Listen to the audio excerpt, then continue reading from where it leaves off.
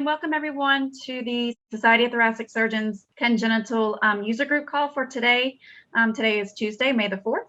So I guess it's literally May the 4th be with you today. That is today's day, and tomorrow is a happy early Cinco de Mayo to everyone. Let's see here. On the call with me today from the STS, we have myself. We have a much smaller group today. We have myself, we have Carol, Emily. Let's see here. Also, we have Chastity from our core group. We have our surgeon leadership. We have Dr. Meyer with us today. And then from the IQVIA side, we have Michelle, Jean, and Joe. I know Melanie had a conflict and she was unable to join us today. So like I said, just a little smaller group today. Also, just a reminder, if you have your questions, any questions, please go ahead and submit those via the Q&A. We also do have the raised hand function available. So if you do have any questions or if you'd like to speak or need to clarify your question that you submit, just please use that, utilize that raise hand function and make sure that your microphone is enabled. That would be extremely helpful. So let's go ahead and jump into things. Just our standard agenda. I just have a few STS updates. I know IQVIA has a brief update, and then we'll turn things over to you all for any questions or any feedback. Not like I said, not a lot of information needing to be passed along today, but let's go ahead and get started. Let's see here. For our 2021 harvest update, again, as you all are fully aware, we have not yet set that the current spring 2021 harvest close date. Again, we are waiting for the 2020 analysis to come back. So you all have ample time to review your data, look at your numbers, make sure everything's looking correct, things are as you expect. And once we have that data back to you all, obviously we'll give you ample time to, again, review and resubmit, get data submitted for this 2021 harvest. And there's a note here, participants will give you a minimum of 2 weeks notice prior to the harvest close date. And again, note that is just a minimum. We will give you ample time, take everything into consideration, listen to your feedback, and obviously discuss with the surgeon leaders and the task force before scheduling that harvest close date. Speaking of the 2020 analysis, again, the data is expected to be released in summer 2021. The dashboards will be beta tested prior to release. And also you all will be notified from STS when that data is available within IQVIA. And I have on my next slide, I'm going to go just a little bit more into detail. I've got a little bit of a timeline that I wanted to share with you guys. 2021 audit. Again, just a reminder, the purpose is to examine the accuracy and the consistency and the completeness of the data within the database. I think most of you are familiar with the audit process. Again, we select 10% of our participating sites. The sites are selected at random by the data warehouse. So it is a completely random process. Just know that. So if you get selected, completely random, and yeah, sorry guys. But no, it's a great thing. We have a great company, CRS, and Angie is conducting our audits again this year. I know many of you have worked with Angie from CRS, and she is absolutely amazing. So yeah, just reach out to CRS and Angie if you have any questions. Participants will be notified of the upcoming audit if they've been selected we're looking at end of May, possibly early June. So those notification letters will be sent out to the selected sites. Once those notification letters are sent out by the STS, CRS will be following up immediately afterwards with audit instructions. So once the notification letters go out to you from STS and the CRS auditor instructions go out, if you have any questions regarding those instructions for the audit, just please feel free to reach out to Angie and CRS directly. They will be able to assist with any of those auditing questions. Also, our STS website has been updated with all of the audit information. If you wanted to go ahead and take a peek out on the website to see what is going to be involved, the process, I've included a link here to the STS audit page for information though, so you can just click on that link and it will take you straight out to all of the audit information that Emily has posted out on the STS audit page. Also, AQO is coming up soon. As many of you know, our AQO will be held October 12th through the 15th. The CHSD day will be on Friday, October the 15th. On the last call, we had a presentation by Patty, who gave a nice little presentation about AQO, about abstracts and the process, and just a whole bunch of background information. If you've never submitted an abstract before, I really do encourage you to please go out and take a look at that, take a listen to that recording. Patty gave an excellent presentation. Please don't be intimidated. We highly encourage you all to submit your abstracts for AQO this year. We would love, love, love, love to have as many congenital abstracts as possible. Also, just another friendly reminder, registration will be free for data managers this year. Again, you have to be you have to be listed as a contact with the STS in order to be eligible for that free registration.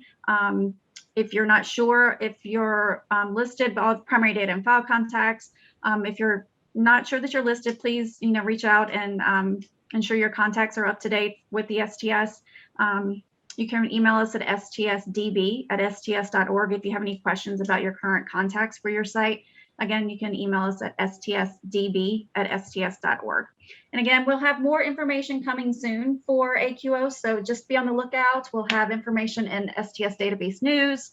And additional information coming up on future webinars as well. So please be sure to just keep an eye out, and we look forward to this year's AQO.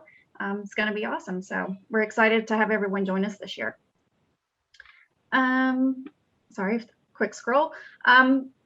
This is a timeline that I wanted to share with y'all. This actually the same timeline was presented to the task force last week on our April task force call. And again, this is just this congenital risk adjusted benchmark report timeline. Just wanted to walk through. So the congenital spring fall harvest closed on January 22nd. Then we had the opt-outs continued through January the 26th. After the opt-outs were done, IQVIA did the wrap-up process, the snapshot of the data, and everything was packaged up and sent over to DCRI March 1st. We are expecting the harvest data to be sent to IQVIA from DCRI this week. We are expecting it, it's currently expected May 5th, but that date is not set in stone. We are expecting it this week. And of course, obviously, you'll see note here, any dependencies must be delivered. If we're a day or two late, or if DCRI is a day or two behind in getting the data over, if they get it to us Friday, then of course, that pushes out our timeline just a little bit more. But the data is expected from DCRI this week. And then therefore, we will be doing, once IQVIA gets that data from DCRI, they'll be uploading it within the dashboards. In June, we'll begin our user acceptance testing with STS and beta sites and surgeon leaders. And then once that user acceptance testing is complete and we are all satisfied with the data and everything is working accordingly, the CHSD, the benchmark reports, will be released to production for all sites in July of this summer. So long story short, we are expecting you all to have your data for the 2020 harvest in July. So once that data is released, then we'll touch base with surgeon leaders, get some feedback from you guys, and seeing how that review is going of that data, and then we will set a harvest close date for this current spring 2021 harvest. That's all that I had from the STS perspective. I'm going to turn things over to Joe for our IQVIA update. Joe? Great, thanks, Nan.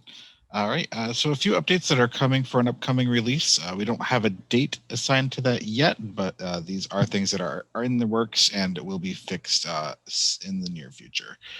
Starting with some updates for the primary procedure mismatch report, STS 6239.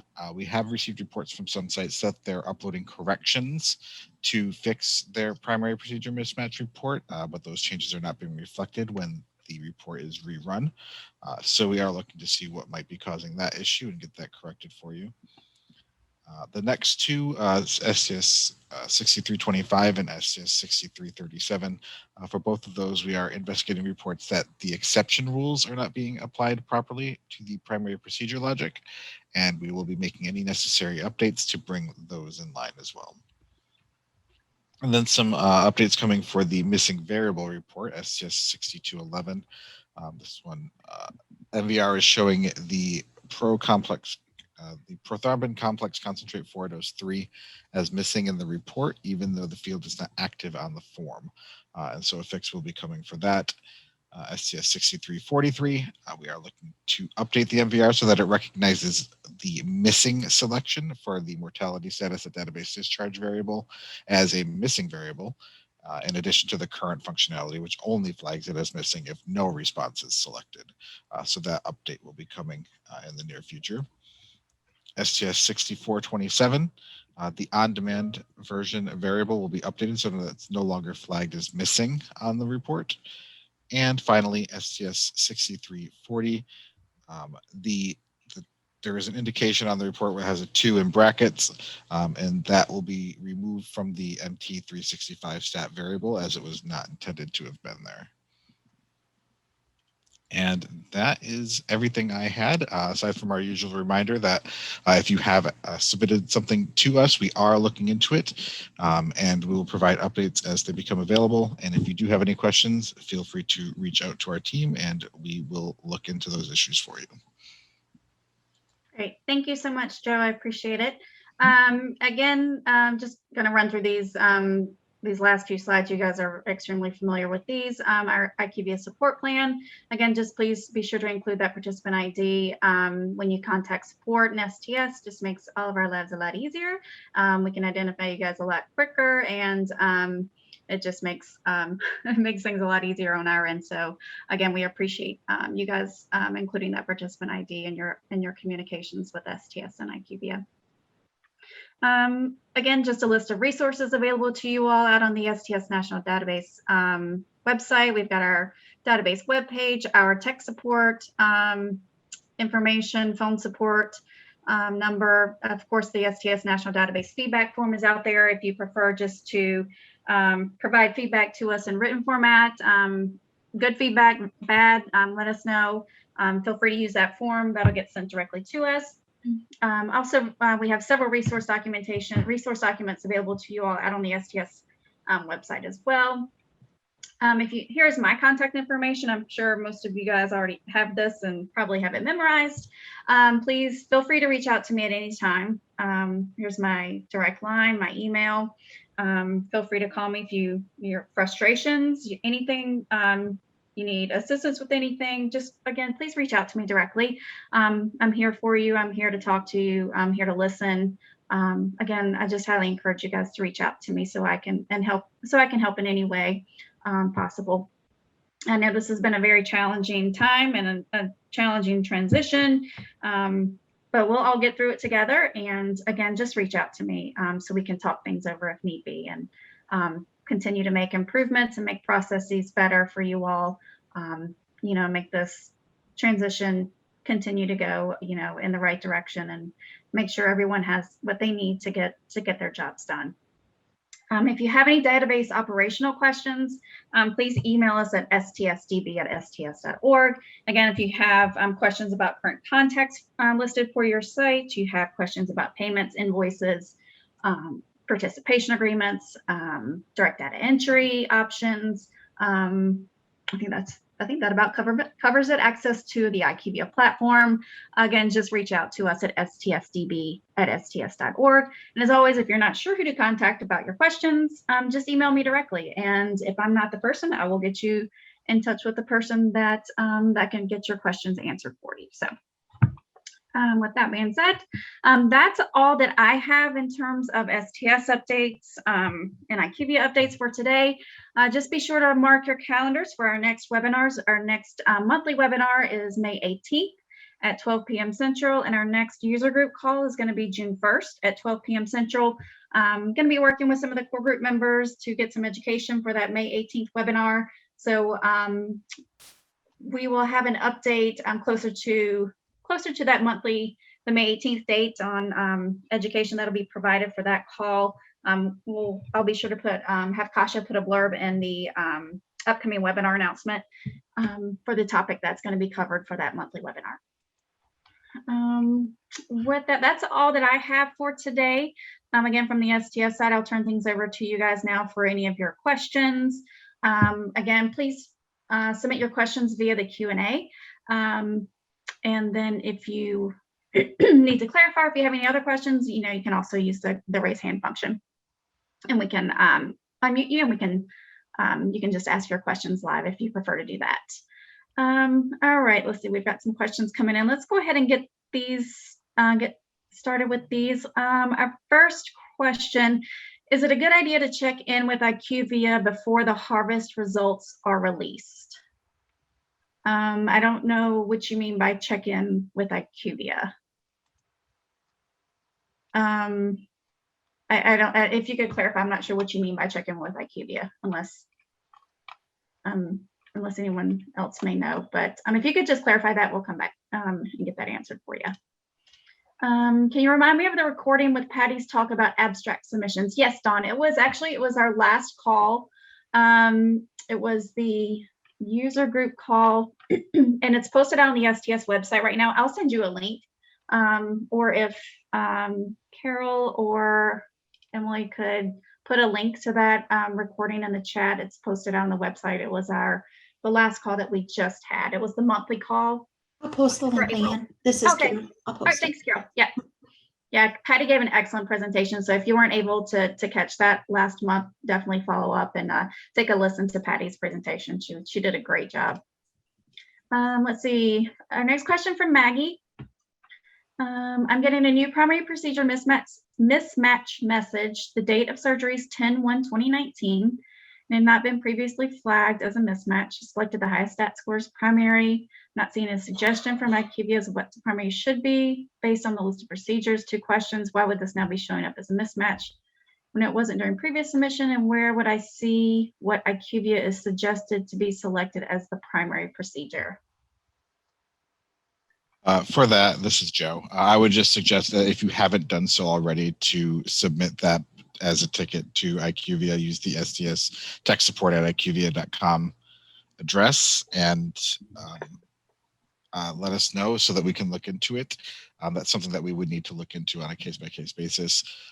As Leanne does have up on the screen now, there are some fixes coming to the primary procedure report in an upcoming release. So I'm not sure if those would necessarily address your specific issue, but that's why we would want you to send us an email so that we can look into your specific situation. Yeah, great. Thanks, Joe. Mm-hmm. Yeah, absolutely. Yeah, just shoot them submit your ticket. That way they can go in and look at the data and see exactly what you're talking about. So that, yeah, that would be great if you could just submit that and Joe and team could take a look at that. Let's see here. Trish, is the data complete or not? Highly recommend you continuing to check the IQVIA website to see if your data is complete. The spring, like I said, for the spring 2021 harvest, we have not set a close date yet. So I would definitely, continue to submit your data and continue to clean.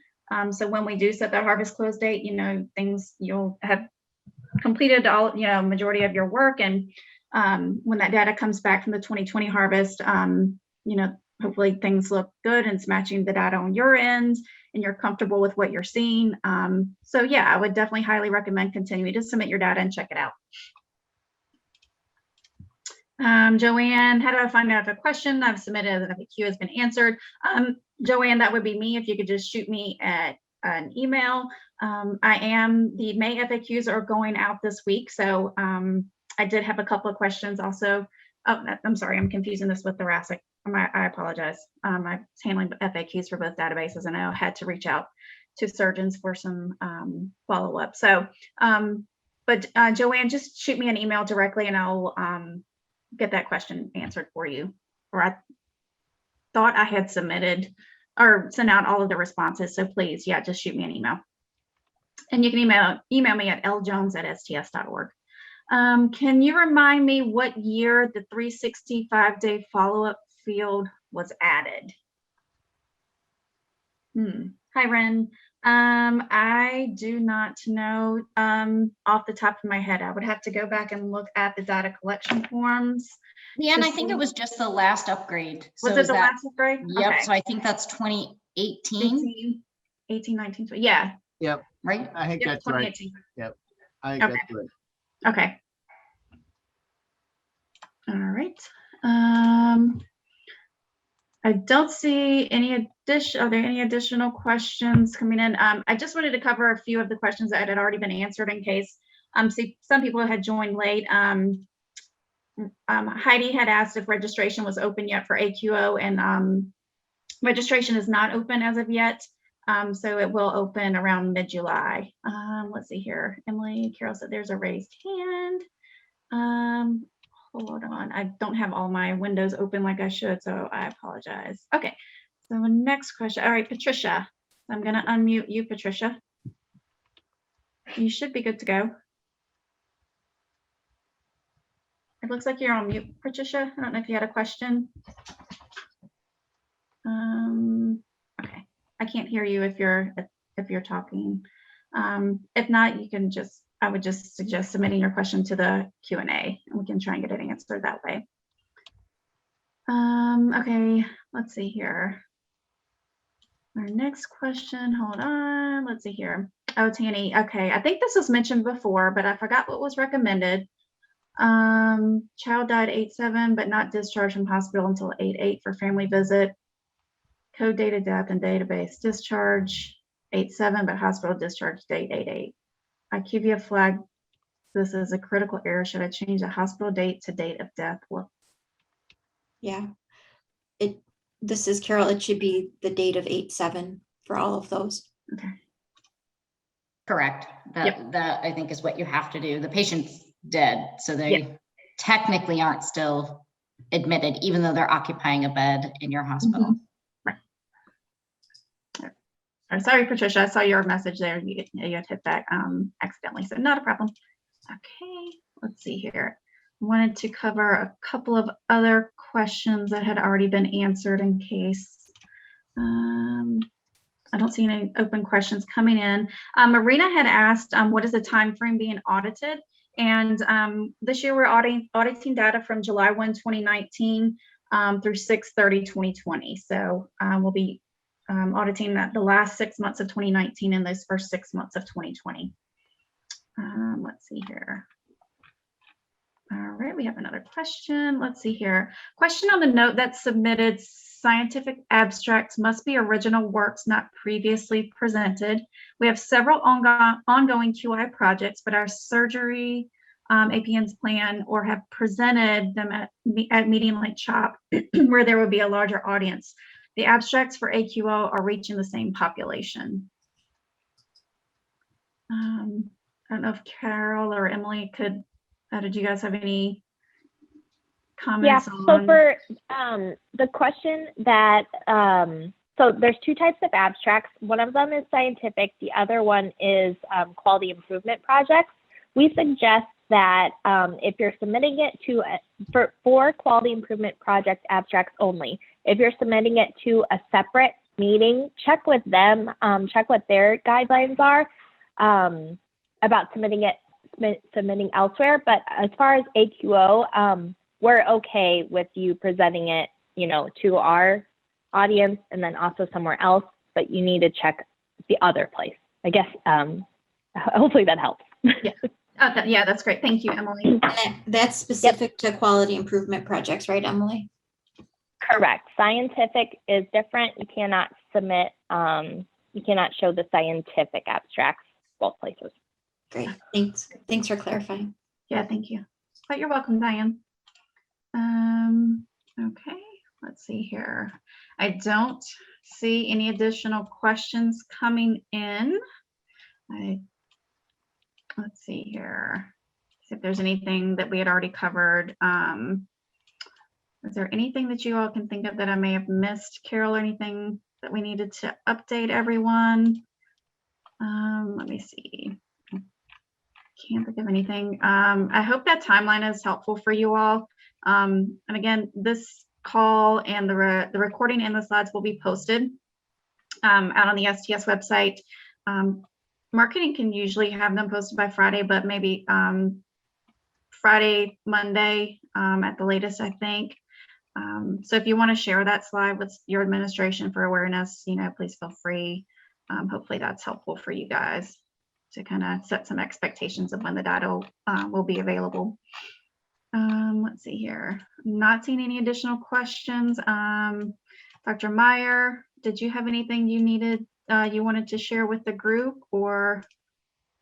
No, well, two things, I guess. One is we're passing the baton for the chair of the Congenital Database Task Force from me to Dr. Subramanian from LA Children's. That we've been sort of planning that transition for a while. But fortunately or unfortunately, depending on your point of view, you're not rid of me yet. I'll still be on these calls, as well as participating with the so-called core group on their calls. So that's that. The only other relevant, I suppose, piece of news is that you've been hearing about the so-called Harvard project for the last couple of years. The first manuscript has been submitted to the annals and will go out for review. The second manuscript will probably go in either at the end of this week or the beginning of next week. I would say the major learnings from that, at least the first work just on the overall risk model, is that what we sort of suspected from the beginning, that particularly at the high end of the mortality risk, diagnosis actually makes a difference. And I suspect as we start thinking about modifying the analytics further beyond the stat upgrade that was recently published, that we're probably going to be including diagnoses. And the reason that is of relevance is that means you have to be increasingly attentive to the diagnosis as well as getting the procedure right. And I suspect we're going to have to do some further sessions where we're actually talking about what the diagnosis is, how to make sure that we're all calling the same set of defects by the same name. We've tried to make that clear in the training manual, but it will have, at least for the stage 1 procedures and other kinds of palliative procedures like shunts and bands and things, where you're not doing a definitive repair. I think that's where the diagnosis really has its major impact. The second manuscript is really on how the various models that were tested evaluate hospital performance. And there are a number of things in that would suggest that there will be some shifts, at least if this methodology were to be adopted, in whether an institution is performing as expected, better than expected, worse than expected. And even there are some tweaks that can be done to the current STS model that would also have some impacts on those. And none of those have been looked at in comparison to the new STS stat categorization and risk assessment algorithm that, as I said, just was recently published. So there's things coming down the pike here that are going to be important. And we are now, I think, starting to get pretty close to also having a method for approaching the so-called benchmark operations. And in that regard, in particular, for the STS public reporting site, we're still working out how and where on the website that's going to be and what it's going to look like. There's still a lot of work to be done there, but the methodology for how we select patients to be included in that report, I think we're pretty close to settling on a method for that. So those are things that are, on the way, if you will. None of this is going to happen tomorrow. It's probably going to be several months. And, maybe if we have something up by the fall, it'll be, that will be a reasonable timeline expectation. So I'd be happy to answer any questions about any of that if anyone is interested. Thank you for that update, Dr. Meyer. That's very helpful to share that information. I know while we're waiting on questions to see if anyone has any or typing in their questions for you regarding your updates, Maggie submitted a follow-up question. It says, excuse me, a quick follow-up to my previous question. Since the date of surgery is 10/1/2019 and has already been submitted and is currently undergoing analysis by DCRI, should I just leave my primary procedure information alone? So, so Maggie, obviously, your data is over an analysis and DCRI will assign the primary procedure based on the rules over on the DCRI side. No matter if, the primary procedure you indicated, if it was incorrect, DCRI will assign the primary procedure on their end, which, as you're aware, may or may not match what you had indicated. If you still have questions, obviously, on the IQVIA side, I would still submit that to Joe, to tech support, so they can take a look at the data. But I would still suggest following up with IQVIA on their end to see what's happening when the data is being submitted and what you're getting back in your primary procedure mismatch report. Yeah, I mean, at least on paper, it should be that what you're getting back on the mismatch report should be conforming with the same rules that DCRI uses to assign the primary procedure. So, hopefully we get past that, because the screening, if you will, for what's going to be the primary procedure ought to be occurring at the IQVIA level rather than waiting for it to come back from DCRI. At least that's my understanding. Is that correct? Right, the data will come in and IQVIA, IQVIA performs the same, follows the same rules and procedures. So yeah, when the data is coming in, IQVIA should be assigning or indicating the same primary procedure that would be used in analysis. But it's not, the data is not changed on the IQVIA side. Right. Yeah, but the final the final designation is actually done on the DCRI side in analysis. Yeah, and I think everybody should be aware that at least, even if we change nothing and only use the updated stat rules that are in the Marshall Jacobs and all the rest of us are the authors on that paper, I think assigning the priority to the benchmark operations will probably go away, would be my guess, although we haven't finalized that, and that will not apply to the current feedback report, or the one that's we should be seeing within the next week or so. But I think going forward, that quote unquote rule that the benchmark operation trumps everything else is probably going to go away, would be my guess, although we haven't made a final decision about that. Okay, right. And of course, changes on how those primary procedures are assigned.